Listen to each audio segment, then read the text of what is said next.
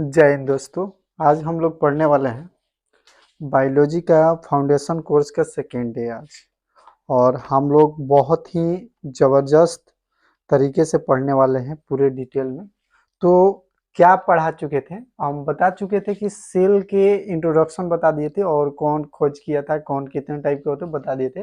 अब कंप्लीट हम लोग स्टडी कर लेंगे आज कि जो सेल होता है आखिर उसके अंदर क्या क्या चीजें होती है, यानी कोशिका के अंदर। काफी इंपॉर्टेंट चीज है ये। कोशिका के अंदर क्या क्या चीजें होती हैं उसको जानना काफी ही इंपॉर्टेंट है। देखिए, आप विश्वास नहीं कीजिएगा, इतना बड़ा कोशिका है, मान लीजिए कि सेल है इतना पॉइंट, जब इसे माइक्रोस्कोप से देखा गया तो ये इतना बड़ा दिखा। इतना बड़ा मैंने एक माइक्रोस्कोप से जब देखा गया तो बड़ा दिखा। तो ध्यान से देखिएगा, जो सेल होता है यानी कोशिका होती है आपके हर एक जगह पाई जाती है। यानी कि देखिए, नाखून में, स्किन में, हड्डी में, बाल में, हर एक जगह अलग अलग कोशिका है। आप कहिएगा सर, नाखून में जो कोशिका है उसका काम है नाखून का निर्माण करना, जो स्किन का है उसका काम है स्किन का। मतलब हर एक तरह के सेल जो है अलग अलग तरह के काम करते हैं, अपना अपना काम करते हैं, सबका अपना अपना क्या है, कोशिका है, सेल है। तो चलिए इसके बारे में हम लोग देखेंगे कि कौन जो सेल है आखिर उसके अंदर क्या क्या चीजें होती है, पूरे फुल प्रोसेस के साथ हम लोग देखेंगे। देखिए, आप कोई भी एग्जाम की तैयारी कर रहे हो या क्लास 6 से लेकर 12th के बीच में कोई भी क्लास के आप स्टूडेंट हो तो आपके नॉलेज के लिए काफी यूजफुल है। तो देखिए, मैं बता दूं कि ये जो कोशिका है यानी सेल है, इसके अंदर क्या क्या होता है। तो सबसे पहले तो हम बता दें कि ये जो सेल बना होता है इसके ऊपरी परत पर एक झिल्ली पाई जाती है। क्या पाई जाती है? झिल्ली पाई जाती है, जिसको कहा जाता है कोशिका झिल्ली। कौन सा झिल्ली? तो कोशिका झिल्ली कहा जाता है। झिल्ली, इसको इंग्लिश में सेल मेम्ब्रेन कहा जाता है। इंग्लिश में क्या कहा जाता है? सेल मेम्ब्रेन कहा जाता है। इस कोशिका झिल्ली भी पाई जाती है, इसको इंग्लिश में सेल मेम्ब्रेन। ये किससे बना होता है बाबू? तो ये प्रोटीन से बना होता है। किससे? तो प्रोटीन से ये बना होता है। ये जो झिल्ली है, ऊपरी जो कोशिका की झिल्ली होती है वो प्रोटीन से बना होता है। अब इसके अंदर अगर हम बात करेंगे तो सबसे पहला चीज जो पाया जाता है वो है माइटोकॉन्ड्रिया। माइटोकॉन्ड्रिया, इसको माइटोकॉन्ड्रिया भी आप कह सकते हैं, वो भी बोला जाता है, या माइटोकॉन्ड्रिया प्रचलित नाम है। तो देखिए, माइटोकॉन्ड्रिया जो होता है उसको थोड़ा सा हम साइड करके देखें तो माइटोकॉन्ड्रिया जो होता है ये कोशिका के अंदर, तो अभी पहला स्टेप चला है ना, इसके अंदर इतना बड़ा खजाना है कि आप देख के दंग रह जाएंगे। तो चलिए एक छोटा से पॉइंट में उसको जो माइक्रोस्कोप से देखा गया तो इतना बड़ा दिखा। अब इसके अंदर क्या क्या फंक्शन है, जैसे ये मोबाइल हो गया, मान लीजिए कोई मोबाइल है, उसके अंदर देखने में तो मोबाइल इतना बड़ा होता है लेकिन उसके अंदर इतना फंक्शन है कि मैं क्या बताऊं। तो उसी तरह ये जो है एक डॉट दे दीजिएगा जो अपने आंखों से न दिखे, वो एक क्या हो गया, कोशिका यानी सेल हो गया। जब इसे माइक्रोस्कोप से देखिएगा तो ये इतना बड़ा या इससे भी बड़ा दिखाई देगा। अब इसके अंदर क्या क्या फंक्शन है, total A to Z complete हम लोग फंक्शन सीखेंगे। तो सबसे पहला इसका जो फंक्शन आएगा उसका नाम है माइटोकॉन्ड्रिया। क्या नाम है? माइटोकॉन्ड्रिया। तो देखिए, माइटोकॉन्ड्रिया को थोड़ा सा हम साइड करके इधर देखें, या मान के चलिए कि ये माइटोकॉन्ड्रिया, इसको थोड़ा सा साइड करके देखें तो देखिए इसके अंदर जो संरचना होता है उसको क्रिस्टी बोलते हैं। क्या बोलते हैं? क्रिस्टी। यानी माइटोकॉन्ड्रिया के अंदर जो संरचना होता है उसको क्रिस्टी बोलते हैं। क्या बोलते हैं? क्रिस्टी। माइटोकॉन्ड्रिया जो होता है इसमें ऑक्सीजन जब हम सांस लेते हैं, जैसे कि मान लीजिए हम क्या बता रहे हैं आपको, माइटोकॉन्ड्रिया के बारे में बता रहे हैं, ये माइटोकॉन्ड्रिया है। यानी सेल के अंदर हम लोग किसका अध्ययन कर रहे हैं? माइटोकॉन्ड्रिया के। ऑल्टमैन ने इसका खोज किया था। कौन किया था? माइटोकॉन्ड्रिया का जो खोज किया था ऑल्ट मैन ने किया था। कौन किया था? ऑल्टमैन ने माइटोकॉन्ड्रिया की खोज किया था। अब हम लोग पढ़े इसके अंदर जो संरचना होती है, जो कंस्ट्रक्शन होता है इसके अंदर माइटोकॉन्ड्रिया को, उसको क्या कहा जाता है? क्रिस्टी कहा जाता है। ठीक है। अब देखिए, हम लोग क्या होता है, माइटोकॉन्ड्रिया ऊर्जा बनाता है। वो कैसे बनाता है? जैसे हम लोग सांस लेते हैं, मान लीजिए सांस लेते हैं तो कहाँ जाता है? फेफड़ा में जाता है। फेफड़ा में वहां पे ब्लड आया रहता है, तो ब्लड क्या करता है, फेफड़ा को से ऑक्सीजन के साथ ब्लड माइटोकॉन्ड्रिया में लेकर चला जाता है। यानी कहाँ लेके चला जाता है? माइटोकॉन्ड्रिया में। यानी ऑक्सीजन के साथ माइटोकॉन्ड्रिया में ब्लड लेके चला जाता है। यहाँ पर इसका ऊर्जा का निर्माण होता है। ऊर्जा का निर्माण माइटोकॉन्ड्रिया में कैसे होता है, थोड़ा आप लोग देखिएगा। ये क्या होता है, इसमें एक चक्र चलता है जिसको बोलते हैं क्रेब्स चक्र। क्या बोलते हैं? क्रेब्स चक्र बोलते हैं। चक्र, क्रेब्स चक्र को इंग्लिश में क्रेब्स साइकिल बोलते हैं। साइकिल क्या बोलते हैं? Krebs cycle. यानी कि इसके अंदर क्रेब्स साइकिल चलता है। किसके अंदर? माइटोकॉन्ड्रिया के अंदर क्रेब्स साइकिल चलता है। इसका खोज क्रेब्स ने किया था। इसके अंदर क्या चलता है? Krebs cycle. यानी ऑक्सीजन, ये एक ऑक्सीश्वसन क्रिया है। कैसा है? ऑक्सीश्वसन क्रिया है। यानी जो माइटोकॉन्ड्रिया है वो कैसा श्वसन है? तो ऑक्सीश्वसन है। अब ध्यान से देखिए कि माइटोकॉन्ड्रिया में एक चक्र चलता है जिसका नाम है क्रेब्स चक्र। ये जब चलता है तो 38 एटीपी ऊर्जा का निर्माण होता है। 38 एटीपी ऊर्जा का निर्माण होता है। ATP, adenosine triphosphate. यानी एड्रेनोसिन ट्राइफॉस्फेट 38 एटीपी ऊर्जा मिलता है। यानी 38 एटीपी, अब इसे ऊर्जा नहीं कहेंगे, अब जस्ट इसके नीचे चलेंगे तो ऊर्जा और भी आएगा। तो यानी फिर से शुरू से समझिए ठीक से। हमने एक सेल लिया। सेल किससे बना है? उसके ऊपरी परत को क्या बोलते हैं? कोशिका झिल्ली या सेल मेम्ब्रेन कहा जाता है। ये किससे बना होता है? तो प्रोटीन से। सेल के अंदर सबसे पहला पॉइंट हमने क्या पढ़ा? Function mitochondria. माइटोकॉन्ड्रिया जो होता है वो ऑक्सीश्वसन होता है। माइटोकॉन्ड्रिया में ऑक्सीजन जो होता है फेफड़े से ब्लड के द्वारा माइटोकॉन्ड्रिया में जाता है। ये माइटोकॉन्ड्रिया के अंदर एक जो संरचना होता है उसको क्रिस्टी बोलते हैं, और क्रिस्टी इसको बोलते हैं। इसके अंदर क्रेब्स चक्र चलता है, इसको बोलते हैं क्रेब्स साइकिल बोला जाता है। क्रेब्स साइकिल जब चलता है तो 38 एटीपी बनता है ऊर्जा। कितना एटीपी बनता है? 38 एटीपी। अब ध्यान से देखिएगा, 38 एटीपी के 38 एटीपी बनता है, इससे एक ग्लूकोज के बराबर होता है। कितने? ग्लूकोज, ग्लूकोज एक ग्लूकोज के बराबर होता है। ग्लूकोज एक ग्लूकोज के बराबर होता है। कितना? 38 एटीपी कितने के बराबर होता है? एक ग्लूकोज के बराबर होता है। यानी एक ग्लूकोज में 4.2 किलो कैलोरी ऊर्जा मिलती है। कितना ऊर्जा मिलती है? तो ध्यान से देखिएगा, 4.2 कैलोरी, किलो कैलोरी ऊर्जा मिलती है। कब? जब 38 एटीपी, जब 38 एटीपी क्या होता है? यहाँ से एडिनोसिन ट्राइफॉस्फेट 38 एटीपी बनता है तो एक ग्लूकोज का निर्माण होता है। और एक ग्लूकोज में ऊर्जा कितना मिलता है? तो 4.2 किलो कैलोरी क्या मिलता है? ऊर्जा मिलता है। अब बताइए, दिन भर काम करने के लिए आपको कितना ऊर्जा की जरूरत है? तो 2500 कैलोरी ऊर्जा की जरूरत है। दिन भर काम करने के लिए आपको 2500 ऊर्जा की जरूरत है, कैलोरी ऊर्जा की जरूरत है। तो ध्यान से देखिएगा, इसमें क्या है? 4.2 जो है एक ग्लूकोज में बनता है। यानी 38 एक चक्र लगाएगा क्रेब्स चक्र, उसको 38 एटीपी बनेगा, इससे एक ग्लूकोज बनेगा, यानी 4.2 किलो कैलोरी बनता है। अब ध्यान से देखिएगा, इसीलिए इस कोशिका को पावर हाउस कहा जाता है। किसको? माइटोकॉन्ड्रिया को। यानी माइटोकॉन्ड्रिया को कोशिका का पावर हाउस इसलिए कहा जाता है कि इसी से ऊर्जा बनता है। अब बताइए कि पावर हाउस कहाँ होता है? हम लोग के घरों में ये बिजली आती है, कहाँ से आती है? पावर हाउस से आती है। तो वहां पे क्या होता है? ऊर्जा बनता है, यानी ऊर्जा वहीं पे स्टोर होता है, वहीं से आता है। तो यहाँ पे हमारे बॉडी का या कोशिका के पावर हाउस, यानी किसे कहा जाता है? इसको हिंदी में कोशिका का शक्ति गृह कहते हैं। गृह शक्ति कह सकते हैं, शक्ति गृह कहा जाता है। यानी पावर हाउस जो माइटोकॉन्ड्रिया को कहा जाता है, ये क्या करते हैं? ऊर्जा का निर्माण करता है। अब बताइए, जब ऊर्जा बनता है तो मेरे पूरे बॉडी में पहुंचाने का काम करता है। अगर मान लीजिए कहीं फैक्ट्री है और उसमें प्रोडक्ट बन रहा है, तो प्रोडक्ट बनने से थोड़ी होगा, मार्केट में तो बेचने से होगा, पहुंचाने से होगा। तो ये तो ऊर्जा केवल बनाता है। अब इसमें एक आता है जिसका नाम है गोल्जी बॉडी। इसका नाम क्या है? Golgi body. अब देखिए गोल्जी बॉडी क्या करता है, ध्यान से देखिएगा। गोल्जी बॉडी का काम है कि ऊर्जा का स्थानांतरण करना। यानी कि पूरे बॉडी में गोल्जी बॉडी क्या करता है? ये माइटोकॉन्ड्रिया में ऊर्जा ऊर्जा बनने के बाद गोल्जी बॉडी का मतलब है परिवहन करना। क्या करना?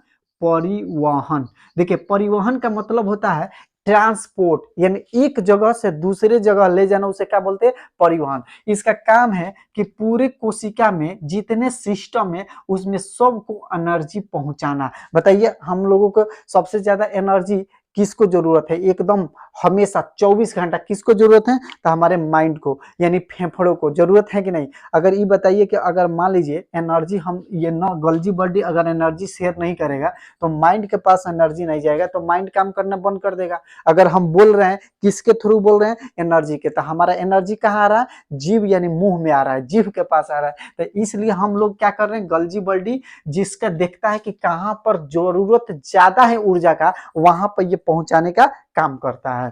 तो गल्जी बॉडी का काम आप लोग जान गए। गल्जी बॉडी का काम क्या है, ऊर्जा का ट्रांसपोर्ट करना यानी पहुंचाना। अब ध्यान से देखिएगा, गल्जी बॉडी के बाद एक आता है, उसको बोलते हैं, ध्यान से देखिएगा, वो गल्जी बॉडी जब हो जाएगा और माइटोकॉन्ड्रिया हो गया, अब इसमें जो आता है इसको माइटोकॉन्ड्रिया, गल्जी बॉडी, अब इसके बाद आता है इसमें इसके अंदर एक कंकाल पाया जाता है। अब कहिएगा कंकाल क्या होता है, तो ध्यान से देखिएगा, इसको समझिएगा ठीक से। कंकाल का मतलब होता है हड्डी। अब बताइए अगर मान लीजिए किसी भी कोशिका के अंदर बहुत सारे फंक्शन, अभी तो 2 बताए ना, अभी और बहुत सारे फंक्शन आएंगे, ठीक है। अब बताइए बहुत सारे फंक्शन आएंगे, अब फंक्शन आएंगे तो ये एक दूसरे को बरियार रखने के लिए मजबूत, जैसे मान लीजिए कि ये हम ऐसे अपना हाथ रखें, इसके अंदर क्या हड्डी है इसलिए है ना, तो इसको मजबूत करने के लिए एक इसमें कंकाल पाया जाता है, इसको बोला जाता है, इस कंकाल को बोला जाता है, थोड़ा सा इधर समझा रहे हैं, ध्यान से देखिए, इसमें ज्यादा कुछ बता दिए हैं तो थोड़ा समझ में नहीं है। ये कोशिका हो गया, ठीक है, कोशिका के अंदर यहाँ पे क्या हो गया, यहाँ पे हो गया माइटोकॉन्ड्रिया और यहाँ पे हो गया गल्जी बॉडी। अब ध्यान दीजिए इसमें एक कंकाल पाया जाता है, इस कंकाल का नाम है इंडोप्लाज्मिक रेडिकुलम। इंडोप्लाज्मिक रेडिकुलम इसका मतलब नाम है, इस कंकाल का नाम है इंडोप्लाज्मिक रेटिकुलम। इंडोप्लाज्मिक रेटिकुलम इसका क्या काम है, इसका काम है कि मजबूती प्रदान करना, इसको सही से रखना, पुचुकने से इसको बचाना, इसका काम है पुचुकने से बचाना। देखिए इसका काम है पुचुकने से बचाना, इसको पुचके नहीं है, दबे नहीं, इसको बचाने का कौन काम करता है, इंडोप्लाज्मिक रेटिकुलम। अब ध्यान से देखिएगा ये 2 टाइप के होते हैं, इंडोप्लाज्मिक रेटिकुलम ये 2 टाइप के होते हैं, एक होता है SER, एक होता है RER। अब ध्यान से देखिएगा SER का मतलब क्या होता है और RER का मतलब क्या होता है। देखिए SER का मतलब होता है स्मूथ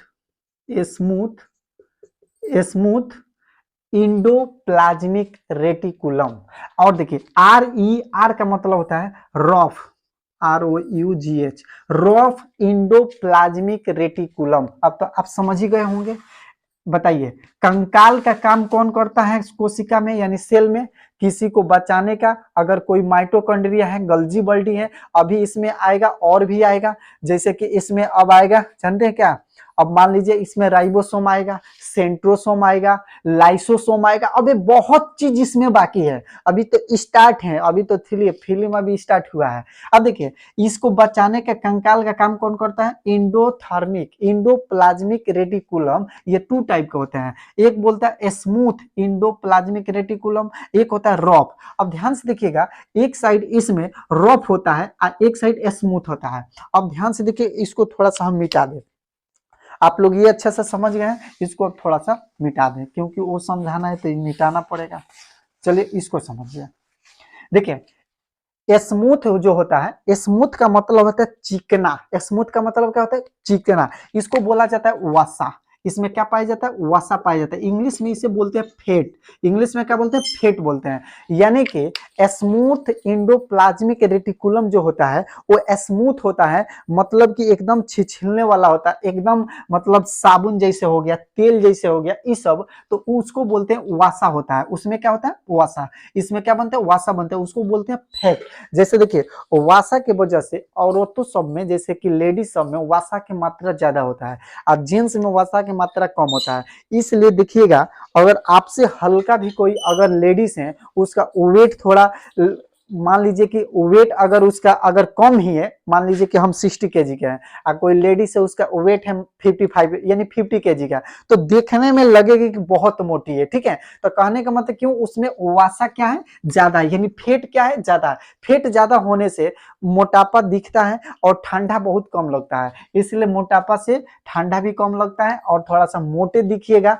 और लगेगा कि बहुत मोटे हैं, वेट कम रहेगा, ठीक है, वो वसा होता है। अब ध्यान से देखिए, रफ जो होता है वो रफ में जो राइबोसोम पाया जाता है, क्या पाया जाता है, राइबोसोम पाया जाता है। रफ में क्या पाया जाता है, राइबोसोम। राइबोसोम जो बनाता है वो प्रोटीन बनाता है। राइबोसोम क्या बनाता है, प्रोटीन बनाता है। अब ध्यान, राइबोसोम दो प्रकार के होते हैं, राइबोसोम दो प्रकार के होते हैं। पहला जो राइबोसोम होता है एक 70S होता है, एक 80S होता है। अब ध्यान से देखिएगा 70S क्या है, 80S क्या है। अगर राइबोसोम जिसमें ज्यादा पाई जाएगा, ज्यादा, उसको 80S बोलेंगे, और जिसमें कम पाया जाएगा उसको 70S बोलेंगे। जैसे मान लीजिए किसी चीज के प्रोटीन की ज्यादा जरूरत है, तो ज्यादा जरूरत है उसमें क्या पाया जाएगा, 80S, और जिसमें कम जरूरत है उसको में क्या, कम पाया जाता, मतलब 70S पाया जाता। तो राइबोसोम पूछा जाएगा कि कोशिका के अंदर प्रोटीन का निर्माण कौन करता है, तो राइबोसोम करता है। कोशिका के अंदर प्रोटीन का निर्माण कौन करता है, तो राइबोसोम करता है। पूछा जाएगा कि कोशिका के अंदर कंकाल का काम कौन करता है, तो एंडोप्लाज्मिक रेटिकुलम करता है। ये कितने टाइप के होते हैं, तो दो टाइप के होते हैं। एक होता है स्मूथ एंडोप्लाज्मिक रेटिकुलम, एक होता है रफ एंडोप्लाज्मिक रेटिकुलम। अब ध्यान से देखिएगा, ये आप समझ गए अच्छा से।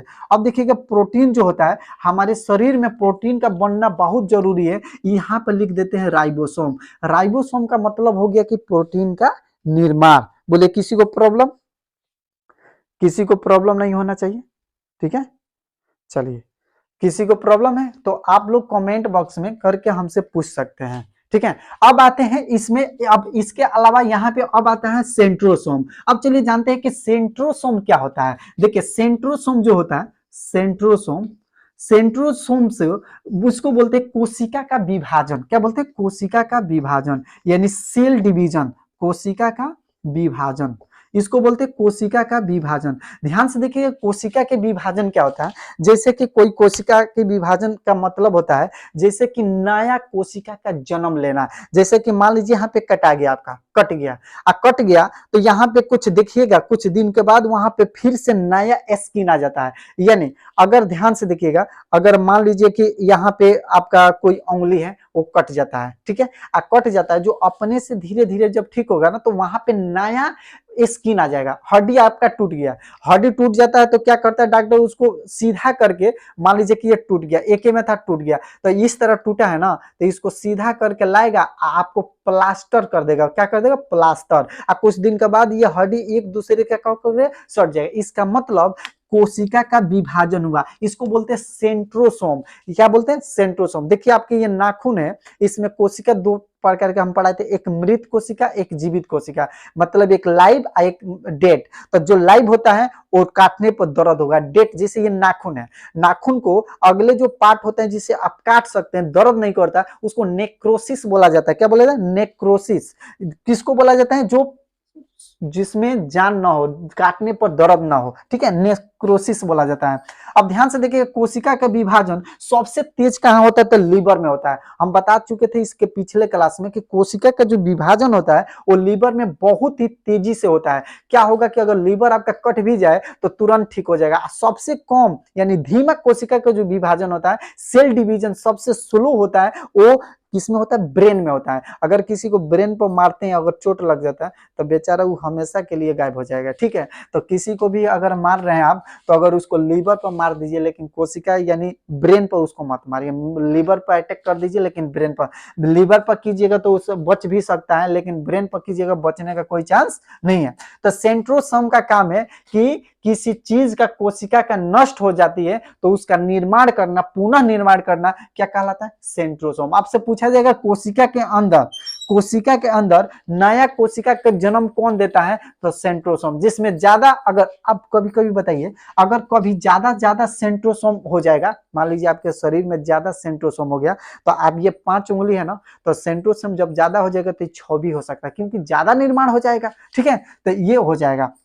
सेंट्रोसोम। अब देखिए इसके अलावा क्या आता है, अब इसके बाद हम पढ़ेंगे सेंट्रोसोम के बाद आता है तो उसको बोला जाता है लाइसोसोम। क्या बोला जाता है? लाइसोसोम। लाइसोसोम बहुत ही इसका जबरदस्त रोल है। देखिए लाइसोसोम जो है इस पूरे कोशिका का समझ लीजिए आत्महत्या की थैली कहा जाता है। लाइसोसोम को क्या कहा जाता है? आत्महत्या की थैली। क्यों कहा जाता है? देखिए इसमें एसिड होता है। क्या होता है? एसिड। यानी लाइसोसोम में क्या होता है? एसिड द्रव्य जैसा होता है। ये क्या काम करता है कि अगर किसी को नष्ट करना हो या किसी को मान लीजिए कि किसी को इसमें से खराब करना हो, नष्ट करना हो, तो अगर ये एसिड इस पर छिड़क देगा तो ये खराब हो जाएगा। तो लाइसोसोम में एसिड होता है, ये अगर फट जाएगा, देखिए अगर मान लीजिए कि ये कंकाल अगर इसमें न रहे तो आपस में अगर एक बास्ता है, उसमें बैग है और उसमें 3-4 चीज आपस में रखी है, ठीक है, देखिए आप दौड़िए, उसके बाद क्या होगा? जब दौड़िएगा ना तो आपस में वो लड़ेगा। तो ये न लड़ने के लिए एक कंकाल बनाया गया है। कंकाल इसलिए बनाया गया कि वो लड़े नहीं, एथी ना करे, मतलब उसमें फूटे ना, क्योंकि अगर ये फूट जाएगा ना तो सबको बर्बाद कर देगा। इसलिए इसको कहा जाता है आत्महत्या की थैली। किसको कहा जाता है? तो लाइसोसोम को कहा जाता है। अब